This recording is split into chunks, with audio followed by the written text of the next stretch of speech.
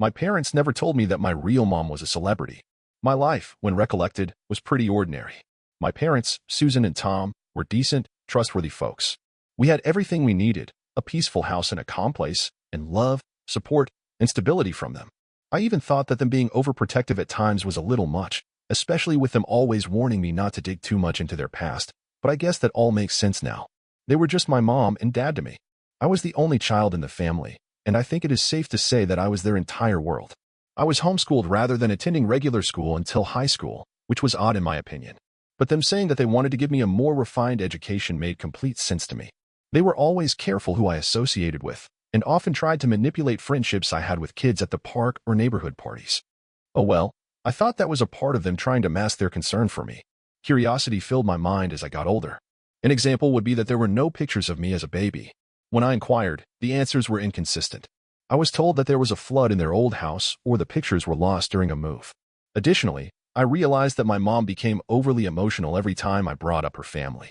She never spoke of her parents or siblings, only stating that they were gone and that it was a painful topic for her. My dad would shoot her a warning look whenever I asked too many questions, so I slowly started to drop it. However, there was one incident that would stick in my mind. Around 10 years old, my family and I were walking through a department store when a random stranger walked up to us. She was a middle-aged woman who seemed a bit over the top and trying to appear younger than she was. She looked at me wide-eyed before turning to my mother and saying, "She looks just like her." My mother snatched my hand and pulled me away roughly, leaving the woman looking completely confused. My mom wrote it off as the woman being mistaken when I tried to ask her about it later. Those moments did fade over time, especially once I started focusing on school, friends, and then college. I was leading an ordinary life, or so I thought. It was not until I reached my early 20s that the puzzle pieces started making sense. If you have not yet subscribed to our channel, you may miss out, but congratulations. You're able to see and hear the most intriguing stories as you wish. During a college break, I felt quite nostalgic. After having a look in the attic searching for some old photo albums, I came across an old dusty trunk concealed behind some boxes. This was much more interesting than the family mementos I was looking for. I was home alone as my parents were out going on errands. I was reminiscing about the past, so I decided to start looking for pictures and other cool items my family possesses. After about an hour of searching, I was able to find the trunk, which was slowly giving me some clues. The lock was rusty, and with a little force, I was easily able to open it. Quite perplexing. Amongst the items inside, I was able to find stacks of letters, newspapers, and photographs that seemed to predetermine my future. As I stared deeply into one of the old newspapers, my heart started beating faster. It was as if the pictures and old newspapers were coming to life. The headline stated, "Rising star Sarah Matthews gives birth to baby girl." The photograph with this headline had a striking resemblance to me. Just in the picture, I could see a woman with striking blonde hair along with a baby swaddled in a pink blanket. I felt a shiver creep down my spine. Sarah Matthews was a name that felt familiar. She was a well-known actress back in the 1980s through 1990s, remembered for her stunning roles in major movie productions. She was arguably the best example of Hollywood beauty and a household name at the time. However, she vanished from the media scene without a word towards the end of the 90s, which fueled endless conjectures regarding her mysterious disappearance. The date on the newspaper was roughly the same as the period I was born. What was going on? Why would my parents have this? As I kept searching through the chest, I began to pull out more magazines and newspapers, all of which had Sarah Matthews featured. Some of them were glad and celebrated her fame working as an actress, while others were sadly covering her retirement and the controversies that came later. What got my attention was the bottom of the box, where I came across a certain document. It was my birth certificate. Except this document did not contain my mom's name. Rather, it stated Sarah Matthews as my mother. There was also no name placed under father's name. I leaned back and I felt like the world was tiptoeing above my head. Sarah Matthews was my mother? What kind of woman did I grow up with? My head ran with thousands of thoughts, and all of them bewildered me. If Sarah Matthews was my biological mother, who were Tom and Susan? And for goodness' sake, why did they decide to keep this secret from me? I wasted no time and confronted them the moment my parents returned home. Who is Sarah Matthews? I demanded. I held up the birth certificate and the newspaper, my hands trembling. They went as pale as ghosts. Stunned into silence, for a moment they just stood there. Susan, or should I say mother, finally broke the silence and spoke. Her voice trembled profoundly. "Where did you find that?" "In the attic," I yelled.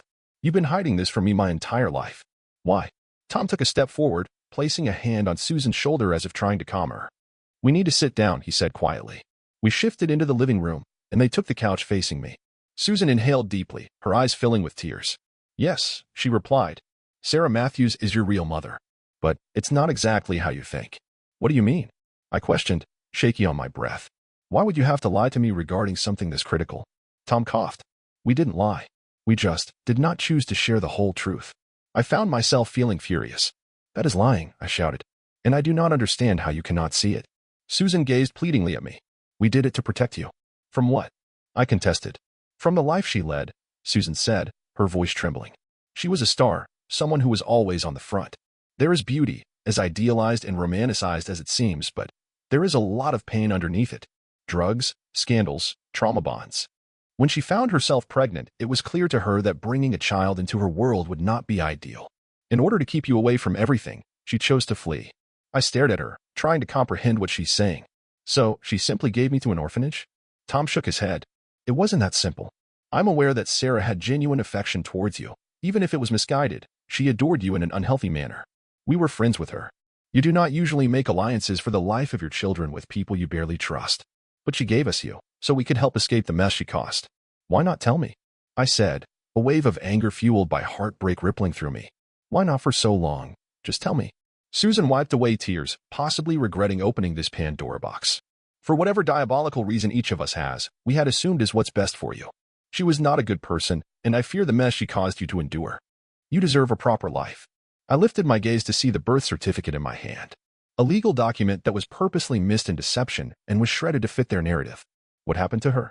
I inquired, my words coming out in the form of a soft whisper. Before speaking, Susan had a glance with Tom. She died when you were 4. An overdose. An uncomfortable silence inched itself into the room. I felt like the wind had been knocked out of my lungs. All these years, I had been living an elaborate lie, and the truth that surfaced was a million times more horrifying than I could anticipate. My mother was a well-known actress who had succumbed to addiction, and in the friendship of my parents I was left to wonder why a family set of friends completely obliterated my story. Those subsequent weeks were highly overwhelming emotionally. My folk, or, as I now refer to them, the parental units Tom and Susan, tried soothing me, but I found it best to withdraw. I felt like a foolishly deceived individual, and with every new day, I realized I was indeed shackled. Stuck to this life, kept in the attic, I began to dig through the trunk and piece together my biological mother's life with the hope of eventually escaping. There were letters served from Sarah to Tom and Susan explaining her journeys as a famous actress while urgently detailing a wish for my safety. Her fears of losing self while wandering in the glitz of Hollywood filled my lungs to the brim. The most impactful letter for me was one written shortly before her death. In it, she was expressing her love for me alongside her wishes for me to grow up happy and free from the burdens that had consumed her. She thanked Tom and Susan for taking me in and gives me a chance at a normal life, which she believed she could never provide. There was a lot of grief that I felt from the mother I never met. I also felt anger at the choices that she made, which brought tremendous sadness for the person she had become. I began to understand Tom and Susan in the choices they made, but I still had never-ending betrayal that was hard to swallow. To understand Sarah, I had to go beyond her and comprehend the world around her. I started looking up details regarding her career, including watching her films and reading pieces on her fame and downfall. I contacted people who had known her, like former co-stars, friends, and her agents, hoping to assemble the bits and pieces I had to form a more cohesive narrative of Sarah Matthews. From what I gathered, Sarah Matthews was incredibly multifaceted. She was an artistic and stunning woman, but also a fiercely independent and deeply troubled individual caught in the turmoil of fame that inevitably devoured her. I once picked up a response from a woman named Grace, who had once been an aide to Sarah during her peak. She was willing to meet me at a cafe during the weekends. When I got to the cafe, I saw a woman with warm eyes waiting for me, a grandmother figure. She looked at me both surprised and to a certain extent, recognized me. "You resemble her so much," Grace whispered to me when we sat down. "I appreciate you meeting with me," I said, doing my best not to overflow with feelings. "I want to learn more about her, about Sarah." Grace nodded. "She's a remarkable woman, and there's a lot going for her, but she did have her issues. The industry on her was phenomenal. She began with wide eyes and optimistic attitudes, only for it to collapse on her slowly, over time." "Did she mention me?" I asked, uncertain. "All the time," Grace chuckled, her gaze less hostile. "You were the love of her life, but she was petrified at the same time. She didn't want you to be a part of that world. She wanted to safeguard you from the world that ensnared her." Tears began to blur my vision. Why didn't she just walk away from it all? Simple. Fame is a drug. Grace let out a sigh. It drags you in, and next thing you know, you are super glued to your spot. Sarah tried to escape many times, but there were always contracts, people who depended on her, responsibilities. She was in too deep. Did she really die from an overdose? I asked, desperate to hear the truth from someone who was there. Grace looked downright pained. Yes, she had an addiction problem. The pressure, the media attention. It was too much. In the end, it destroyed her. I nodded, feeling a hollow ache in my chest. She wrote letters to my parents, I said, about hoping I would get to live a normal life. She did, Grace confirmed. She loved you more than anything, and it was the hardest decision she ever made. But she knew she had to do it. The last few steps away from the cafe were energizing. The woman whom I've never met, my biological mother, had made an extraordinarily tragic decision in order to give me the shattered chance at a life she thought she was unable to provide. It wasn't that Tom and Susan had decided to become parents out of hate, cruelty, or fraud. They did so out of love and a need to fulfill what Sarah wanted. I went back home that evening, and as I walked in, I found Tom and Susan sitting in the living room waiting for me. They had been giving me space, giving me a chance to take everything in. Taking a deep breath, I sat down across from them. I spoke to Grace, I said in a low voice. She said she knows a lot about Sarah. Tears formed in Susan's eyes. We wanted to tell you, she said. But when we talked about how it will affect you, I realized that we were not really helping you. We were trying to protect you. But, I know, I replied. I understand why you thought this was protecting me. But the fact is, I had to deal with this situation on my own. Tom, looking increasingly earnest in his words, leaned forwards. We love you. We adore you even. Don't forget, you are our daughter, no matter what.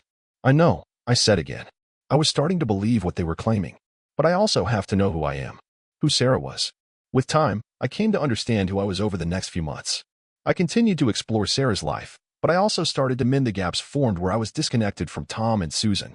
I remembered that I once thought that they were hiding the truth from me, but in reality on their end they have sacrificed a lot while keeping a stable life for me.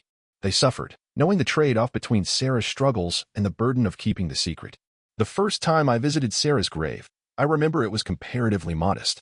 The grave was situated at a small cemetery located on the outskirts of Los Angeles. While standing there, I felt so much empathy and grief for the mother that I never knew, and it's like I felt so much gratitude for the life that she had bestowed upon me.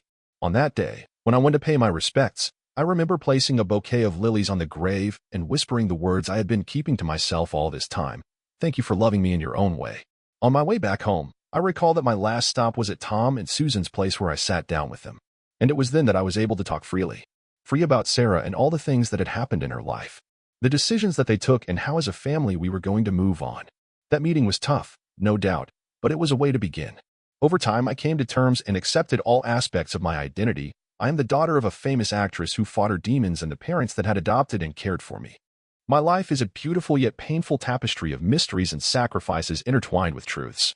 I started writing about Sarah's life, not as the tabloid star she was made to be, but as a woman who faced insurmountable pressure and made a heart-wrenching decision to protect her child. It was my way of paying homage to her while coming to terms with the legacy she left me. During this journey, I learned that family is not just about blood or the skeletons in the closet. It's about the decisions made, the affection given, and the ability to face the uncomfortable truths. My parents, Tom and Susan, provided me with the life that Sarah was unable to, and for that, I was thankful. They weren't perfect, and neither was I. We were just a family, overly flawed but bound together by love and the various secrets that compelled us to move on.